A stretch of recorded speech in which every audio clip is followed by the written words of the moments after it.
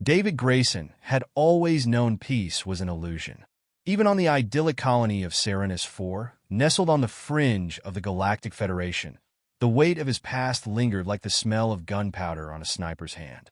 His son, Eli, however, was the optimist of the family, a bright-eyed 10-year-old with a smile so wide it could make a grumpy asteroid reconsider its orbit.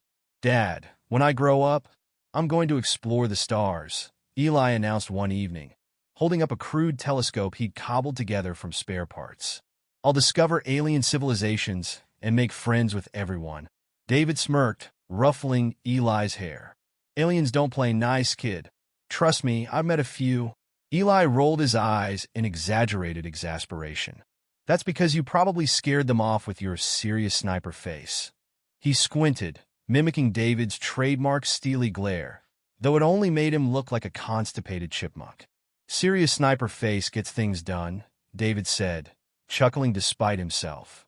For a moment, the ghosts of his military past quieted. He could almost believe in Eli's dream of a universe where smiles solved everything. But peace has a nasty habit of overstaying its welcome. The trouble began at dawn. Serenis IV's twin suns painted the horizon in shades of gold and lavender, and the colony bustled with its usual morning energy. David and Eli joined their neighbors in the square for a harvest celebration, an event Eli had been pestering him about for weeks. David wasn't one for crowds, but Eli's enthusiasm was infectious. As the colony's mayor took to the stage to deliver a speech about prosperity and unity, a low hum rippled through the air. It wasn't part of the festivities. The hum grew louder, morphing into a menacing roar as shadows eclipsed the twin suns. David's instincts kicked in before his brain could catch up. He grabbed Eli's arm and yanked him behind a stack of crates. Overhead, sleek black ships emblazoned with the Galactic Empire's crest descended, their engines screaming like angry banshees. "What's going on?" Eli whispered, eyes wide. "Trouble," David muttered, scanning the square. Armed soldiers in gleaming armor disembarked from the ships, their weapons glinting ominously. The crowd froze, murmurs of confusion spreading like wildfire.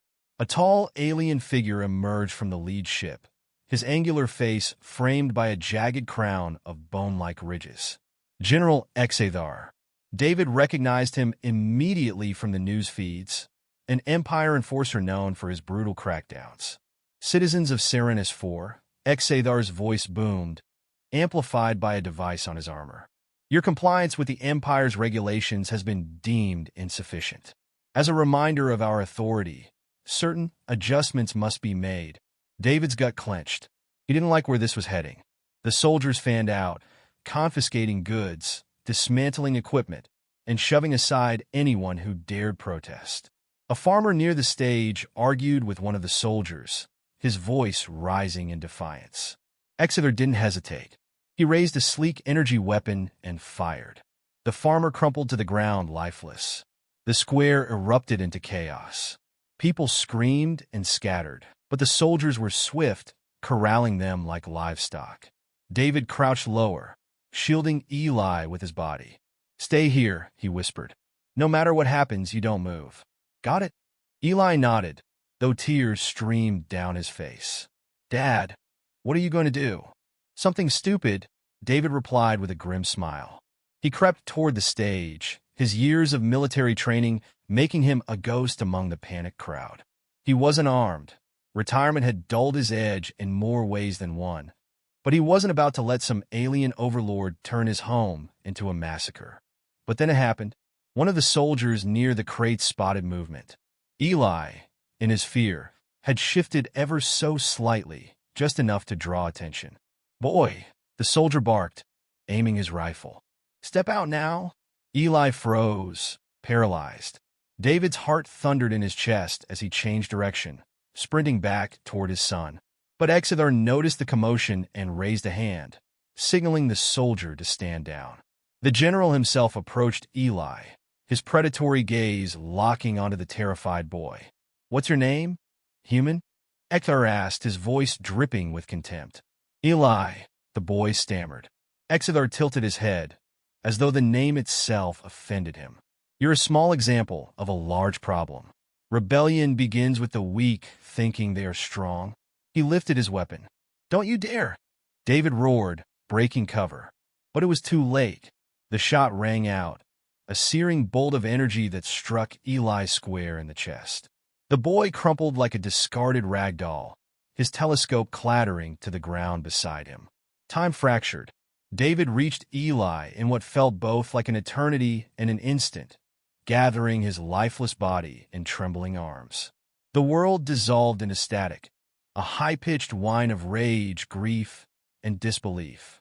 Xa'thar turned away, as though killing a child was no more significant than swatting a fly. "Let this be a lesson," he declared to the stunned crowd. "The Empire tolerates no defiance." David's vision tunneled, locking onto Xa'thar's retreating form. He wasn't thinking, not really. All he knew was that the alien had taken everything from him, and everything must be repaid. Back at his home that night, David sat in silence, Eli's telescope clutched in his hands. He didn't cry. His tears had dried up long ago, back when he first learned to pull a trigger. Instead, he let the anger take root, cold and sharp, fueling the fire that had been dormant for far too long. He opened a hidden compartment in the floorboards, revealing a sleek black case. Inside was his old sniper rifle, meticulously maintained despite its years in storage. Alongside it were a few other tools of his trade, things he'd sworn he'd never use again. "Guess we're breaking promises today," he muttered, his voice a low growl. As he prepped the rifle, an Empire broadcast played in the background. Xa'thar's face filled the screen, smug and self-assured. The incident on Serenis IV was regrettable, but necessary. The boy was an unfortunate casualty of his people's insolence. David's hand tightened on the rifle's barrel. "Unfortunate casualty?" he echoed, his voice a dangerous whisper. The broadcast continued, but David wasn't listening anymore. His focus was singular, his purpose crystal clear. The Empire had made a fatal mistake. They'd underestimated the resolve of a grieving father, a father who, once upon a time, had been the deadliest sniper on Earth. "They're going to wish they'd missed," he said, slinging the rifle over his shoulder and stepping into the night. The stars above Serenis IV glittered like broken glass, but David Grayson had eyes only for the Galactic Empire's outposts sprawled across the valley below. It was a fortress of steel and arrogance, a towering testament to the Empire's belief that nothing could touch them. David cracked his knuckles. Time to prove them wrong. With his sniper rifle slung across his back and a satchel of explosives tucked under his arm, David moved through the rocky terrain like a ghost. The Empire's patrol drones buzzed overhead, their lights sweeping the landscape in mechanical arcs. Amateur hour, he thought. They were using search patterns that wouldn't have fooled a recruit on Earth. Reaching the outer perimeter, he crouched behind a boulder and surveyed the scene. 2 guards manned the gate, both wearing the Empire's signature chrome armor, which David always thought made them look like shiny cocktail shakers. One of the guards was distracted, scrolling through a holographic tablet. David imagined he was probably playing some alien version of solitaire. "Empire's finest," he muttered under his breath. He reached into his satchel, pulled out a small stone, and lobbed it toward the perimeter fence. It hit with a sharp clink. The distracted guard jumped, dropping his tablet. "What was that?" he barked. "Probably just a rock, Tharbo," his partner replied, not bothering to look up. "Well, maybe it's a dangerous rock," Tharbo shot back. "I'm checking it out." He took a few hesitant steps toward the fence, his partner still firmly glued to whatever alien soap opera was playing on his own device. David waited until Tharbo was just close enough, then sprang from the shadows. A quick chop to the neck dropped the guard like a sack of space potatoes. The second guard had just enough time to blink in confusion before David introduced him to a nap as well. "You two can file a complaint with HR later," he whispered as he dragged the unconscious bodies into the nearby brush. The gate controls were laughably simple. Clearly, the Empire hadn't planned for any infiltration that didn't involve crashing starships. Within moments, David was inside. The outpost's main structure loomed ahead, bathed in harsh floodlights. Several officers milled about, most of them chatting or arguing over rations. David's sharp eyes caught sight of a familiar face. Lieutenant Krull, one of the officers from the raid on Serenis IV. Krull had been the one holding Eli's telescope, laughing like it was a carnival prize. David's grip on his rifle tightened. Focus. Not yet. There's a plan. He moved along the shadows, planting small, round explosives at key structural points, support beams, fuel depots, and communication towers. The explosives weren't just for destruction. They were David's insurance policy. Nothing rattled the Empire more than losing control of their tech. Hey, did you hear the latest? A soldier's voice drifted toward him. General Xa'thar said that human sniper is hunting us. Pfft. Let him try. I'll bet he's just a legend to scare new recruits, another soldier replied. Besides, Xa'thar's got a plan. He always does. David grinned in the darkness. If Xa'thar had a plan, it was probably built on the assumption that humans didn't fight dirty. Spoiler alert, they did. With the last explosive in place, David crept toward the Central Command Center, a squat, cube-like building that pulsed with activity. The entrance was guarded by 2 elite troopers, their armor adorned with red stripes to signify their superior rank. Superior rank didn't mean much when your neck was exposed. David scanned the nearby area and found his answer. A large barrel labeled high-pressure fuel. He unscrewed the cap, gave it a hearty shove, and sent it rolling straight toward the guards. One of them noticed the barrel just as it reached the steps. What the? David shot the barrel. It exploded with a WHOMPH, sending both guards flying in opposite directions like ragdolls at a toddler's tea party. He was inside before the smoke cleared. The command center was a maze of blinking consoles, holographic displays, and, inexplicably, a snack station stocked with something that looked suspiciously like Twinkies. David pushed aside the urge to critique their dietary choices and focused on his objective: information. He found it on a large holomap displayed in the center of the room. Deployment schedules, supply routes, and most importantly, Xa'thar's current location. The general wasn't on Serenis IV anymore. He'd moved to a mobile command ship orbiting a nearby moon, likely plotting his next act of imperial cruelty. David memorized the coordinates. Time to go. Of course, that's when the alarms blared. Security breach in Sector 4. An officer's voice echoed through the intercom. All units converge on the command center. David sighed. I was hoping for a quiet exit. He kicked over the nearest console, triggering the explosives he'd planted earlier. The outpost shook violently as fireballs erupted in every direction. Empire soldiers scattered like panicked ants, their discipline evaporating the moment things didn't go according to plan. David darted through the chaos, taking out any soldier who got too close. His movements were precise, efficient, a master craftsman at work. By the time he reached the outer gate, the entire outpost was in shambles. As he sprinted toward the safety of the rocks, he heard a familiar voice bark over the intercom. Whoever you are, you will pay for this insult. David couldn't resist. He grabbed a discarded comm device and held it up to his mouth. Insult? Oh no, this was just foreplay, he said, then crushed the device under his boot. The last explosion ripped through the outpost just as David disappeared into the night. Behind him, the once imposing fortress was reduced to a smoking ruin. He didn't look back. There was no need. His message had been sent loud and clear. And somewhere out there, General Xa'thar was about to learn the hard way that vengeance doesn't knock, it breaks down the door. David Grayson stood at the edge of the Galactic Empire's flagship, his silhouette framed by the cold, metallic glow of a distant moon. The ship loomed before him like a beach leviathan, bristling with weaponry and arrogance. This was Xa'thar's fortress, a mobile command ship that broadcasted the general's ruthlessness across the stars. And tonight, it would be the scene of his reckoning. Right, David muttered to himself, checking his gear. Infiltrate the flagship.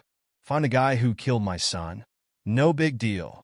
Probably only 50 ways to die on this ship. With one final adjustment to his grappling device, he launched a line across the ship's docking bay. The line hit its mark with a satisfying clink, and David zipped across the void like a very determined flying squirrel. He landed with a roll, crouching in the shadows as patrol droids zipped past, their lights flickering through the dark. David wasted no time. He slipped into the maintenance hatch, crawling through narrow ducts that smelled faintly of burnt circuits and bad cafeteria food. Somewhere ahead, XR waited, smug and oblivious. David grinned. This will be fun. As he dropped into a side corridor, he was greeted by two Empire officers mid-conversation. "Did you hear about Outpost 17? One of them asked. "Some lunatic blew it sky high. They're calling him the human ghost." David cleared his throat loudly. Both officers jumped, whirling around to see him leaning casually against the wall. "Boo," David said. They reached for their weapons, but David was faster. Two well-placed jabs later, they were unconscious on the floor. "Ghost it is, then," he muttered, dragging the bodies behind a crate. He swiped an officer's ID badge and made his way toward the central command deck. The ship's interior was a labyrinth of endless corridors and security checkpoints, but David moved through them like a predator in his natural habitat. Every officer he encountered was either incapacitated or left tied up with their uniforms on backward, because, as David reasoned, psychological warfare was all about the little things. Finally, he reached the command deck's entrance, a massive steel-plated door with XR's insignia emblazoned across it. Two elite guards stood watch, their red-striped armor gleaming under fluorescent lights. David gave a low whistle. "Hey, Chrome Domes, you might want to run." The guards charged. David sidestepped the first, sending him face-first into the wall with a satisfying clang. The second raised his weapon, but David grabbed a loose conduit from the wall and jabbed it into the guard's chest plate. Sparks flew, and the guard crumpled like an overcooked noodle. David dusted off his hands. "I warned you." The door slid open with a hiss, revealing the command deck in all its imperial glory. Monitors displayed holographic battle plans and troop deployments, while technicians scrambled to make sense of the chaos David had unleashed on the lower decks. And there, standing at the helm, was General Xa'thar. "Ah, the infamous sniper," Ecker said, turning with a lazy, predatory smile. "I've been expecting you." David raised an eyebrow. "Really? Because you didn't seem too prepared when I blew up your outpost. Or when I rearranged your guards' faces." Xa'thar's eyes narrowed. "You're resourceful, I'll give you that. But you're also reckless. You could have lived a quiet life, hidden away like the coward you are." David's jaw tightened. "You killed my son. That's not something you walk away from." "Your son was a casualty of discipline," Xa'thar said, his tone as cold as the void beyond the ship's hull. "You humans cling to sentimentality. It's your greatest weakness." David let out a bitter laugh. "Funny, you're about to find out it's my greatest weapon." With that, Xa'thar lunged. Despite his size, the alien was fast, faster than David had anticipated. The first strike came hard and heavy, sending David stumbling back into a console. Sparks flew as wires shorted, filling the room with acrid smoke. David rolled to the side, just as Xa'thar's next blow shattered the console where he'd been standing. The general's strength was monstrous, but David had faced worse. Years of military training kicked in, and he launched a counterattack, aiming for pressure points beneath Xa'thar's armor. The two traded blows in a brutal dance of fists and fury. David's sniper precision met Xa'thar's brute force, each strike fueled by rage and grief. But Xa'thar had size on his side, and slowly, he began to overpower David. Pinned against a wall, David struggled for breath. Xa'thar's clawed hand tightened around his throat. "This ends now," Xa'thar snarled. David's vision blurred. He reached into his jacket pocket, fingers brushing against something small and familiar. Eli's telescope. Memories flooded back, the boy's laughter, his dreams of exploring the stars. It wasn't just vengeance driving David. It was love. It was Eli's hope for a better future. With a surge of strength, David slammed the telescope into Xa'thar's face. The general roared in pain, staggering backward. David didn't hesitate. He tackled Xa'thar, sending both of them crashing to the floor. They grappled, the fight devolving into a primal struggle for survival. But David had one last card to play. Using the momentum, he flipped Xa'thar onto his back and pinned him.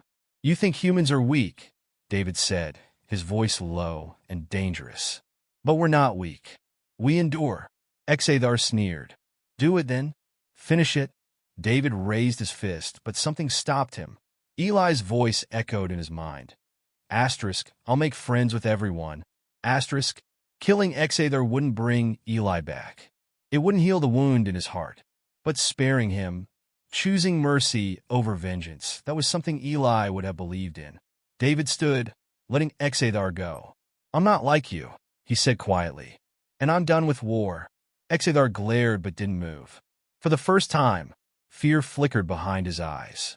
David stepped away, activating the explosives he'd planted earlier. The ship's systems began to fail, alarms blaring in every direction. Good luck explaining this to your superiors, David called over his shoulder. As he exited the ship, the stars stretched endlessly before him, a vast, unknowable universe filled with possibility. David tightened his grip on Eli's telescope. The Galactic Empire had taken his sun, but they hadn't taken his hope, and that was something they would never defeat.